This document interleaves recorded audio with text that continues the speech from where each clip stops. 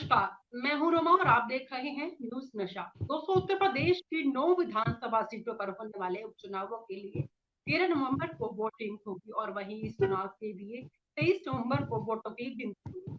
उत्तर प्रदेश के चुनाव से जुड़े मुद्दों पर आज हम बातचीत करेंगे और आज हमारे साथ इस समय मौजूद है उत्तर प्रदेश के मनोज राजभर जी। राजभर जी, नमस्कार, स्वागत है आपका। जी, नमस्ते नमस्ते मैडम जी। जी, मैं आज जो मेरा पहला सवाल आपसे ये है, उत्तर प्रदेश के लाखों सरकारी कर्मचारियों को योगी सरकार ने दिवाली का तोहफा दे दिया है। यूपी सरकार ने राज्य के सरकारी कर्मचारियों को दिवाली पर बोनस देने का निर्णय लिया है। क्या ये चुनाव को मद्देनजर रखते हुए ऐसा किया गया है? इस पर आपकी राय क्या है? दिवाली का तोहफा मैडम तो हर सरकार देती रहती है, कोई नया नहीं है। जी, जैसे इन्होंने महाराष्ट्र चुनाव जो होने वाला है, वहाँ साड़ी वितरण कर रहे हैं, महिलाओं को पैसा दे रहे हैं। तो अब उस जी, पर जनता जाने वाली नहीं है। जनता अब बिल्कुल जागरूक हो चुकी है। अब जनता दूसरे मुद्दे को लेकर इस बार मतदान करेगी। ये उत्तर प्रदेश है। अभी हाल ही में आपने देखा होगा पीडीए के साथ जो हम लोग बड़ी जनता ने बहुत यहाँ पर सबक जी, सिखाई है भारतीय जनता पार्टी की। और भारतीय जनता पार्टी के उत्तर प्रदेश में से जमीन खसकती नजर आ रही है, क्योंकि अभी मैं देख रहा हूँ हाल ही में जो इनका चल रहा था भारतीय जनता पार्टी द्वारा सदस्यता अभियान, जबरदस्ती लोग गांव में जाकर आवास के नाम पर, शौचालय के नाम पर माताएं बहनों की मोबाइल लेकर ये लोग तमाम भुलवा देकर ये लोग कोई अब सदस्य बनने के लिए तैयार नहीं है। 2014 मुझे याद है कि लोग मिस कॉल अपने घरों से बैठ के मारा करते थे, लेकिन आज इतने अपने पदाधिकारियों पर दबाव दिए हैं। जो उनका ब्लॉक प्रमुख है, चेयरमैन है, उसको ये लोग दबाव देकर टारगेट दिए थे। टारगेट कितना आप बनाओ तो कोई अब उसमें बनने को तैयार नहीं है। और उत्तर प्रदेश हमेशा इस देश के राजनीति को चेंज करने में लगा रहता है। और आपको उपचुनाव में हम लोग सारी सीट को पीडीए जीतने जा रही है। जी।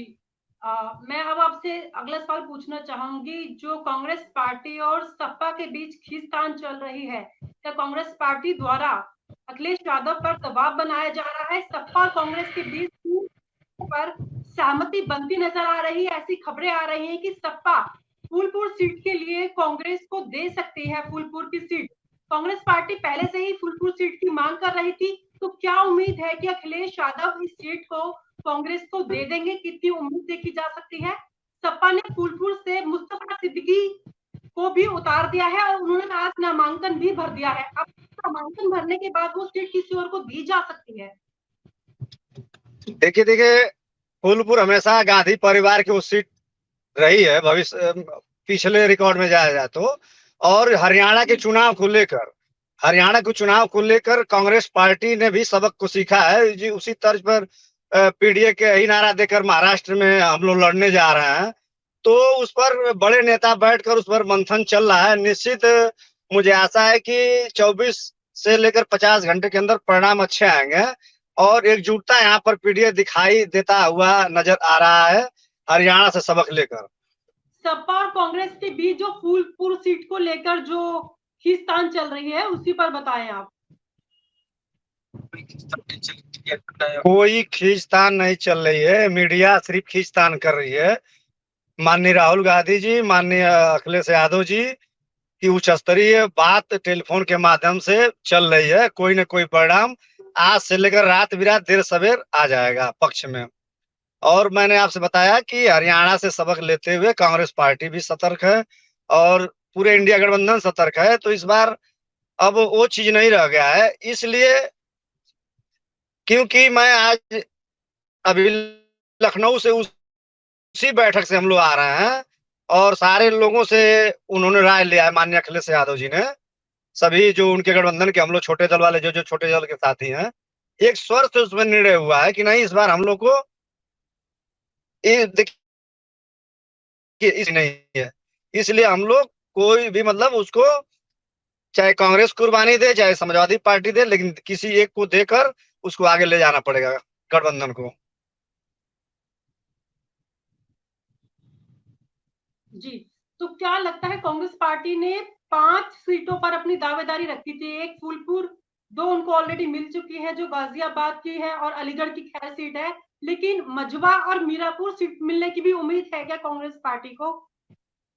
नहीं नहीं मैडम, देखिए आपसे मैं बता दूं कि सिर्फ मीडिया ही सीट बांटती थी अगले लोकसभा में कि गठबंधन नहीं होगा, कांग्रेस मिलकर लड़ेगी नहीं।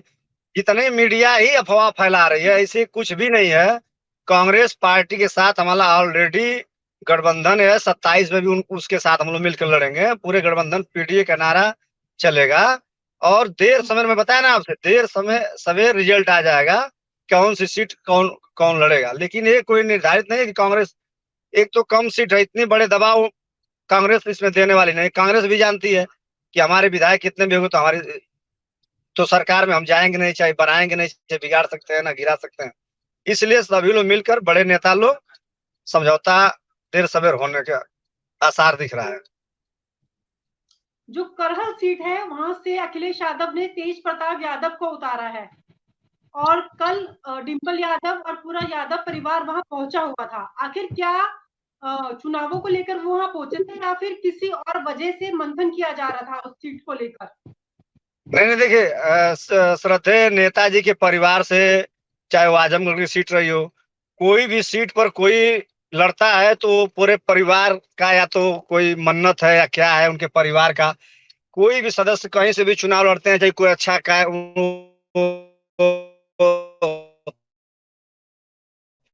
शुभ मुहूर्त का काम होता है तो पूरा परिवार उसमें अपनी एक देश को एकजुटता दिखाने के लिए कि मेरा परिवार, समाजवादी पार्टी के लोग, समाजवादी पार्टी एक धागे में एक पिरोई हुई यह पार्टी है, उसको ये दिखाने का समाजवादी पार्टी के जो परिजन है वो काम करते हैं, उनका जो और फैमिली है।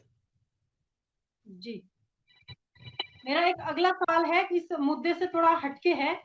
वर्ष 2014 के लोकसभा चुनाव के दौरान इमरान मसूद ने देवबंद क्षेत्र के गांव लवकरी गांव में पीएम मोदी को लेकर विवादित बयान दिया था। उसके बयान के बाद सियासत काफी गर्मा भी गई थी। इस बयान को लेकर उनके खिलाफ मुकदमा भी दर्ज हुआ था और उन्हें जेल भी जाना पड़ा था। अब इस मामले में उनके खिलाफ चार्ज फ्रेम कर दिया गया है। इससे उनकी संसद सदस्यता पर क्या खतरा मंडरा सकता है?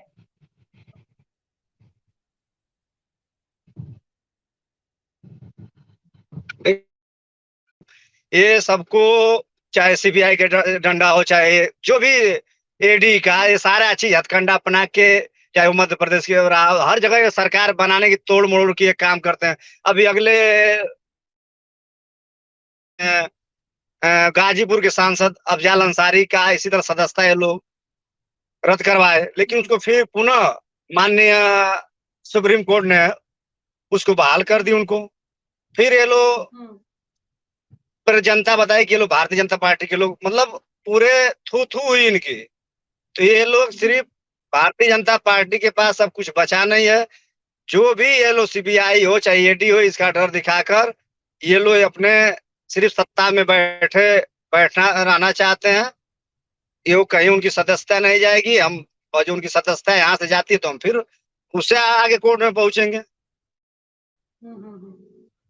ये उपचुनाव जब जब आते हैं, उपचुनाव अपने एक बार कहा कि बोनस दी है, बोनस तो दी है, बहराइच का बोनस दी है, बाबा सिद्दीकी का महाराष्ट्र में बोनस दी है। बोनस की फिर एक तैयारी चल रही है सलमान खान को लेकर, और मामला जो है कि चल रहा है। तो ये लोग जब जब चुनाव कोई आते हैं तो ये भारतीय जनता पार्टी के लोग कोई ना कोई षड्यंत्र रचकर और ब्रेन वॉश करते हैं, हिंदू और मुस्लिम का नारा देते हैं। ये इनके पास, इनसे कोई भी सवाल आप करिए, ये जो घोषणा करते हैं उसी सवाल करिए क्यों नहीं पूरा हुआ, तो ये लोग बस वही बात कर देंगे, हमने तो मंदिर बना दिया। पाकिस्तान, फिर चाइना, यही लोग करते हैं। बहराइच उठाकर देख लीजिए, वहां के नहीं के विधायक ने एफआईआर करवाया। और आप हमसे जुड़े रहने के लिए सब्सक्राइब करें YouTube पर, फॉलो करें Twitter पर और लाइक करें Facebook पर। और ज्यादा जानकारी के लिए आपको टाइप करना होगा सिर्फ न्यूज नशा।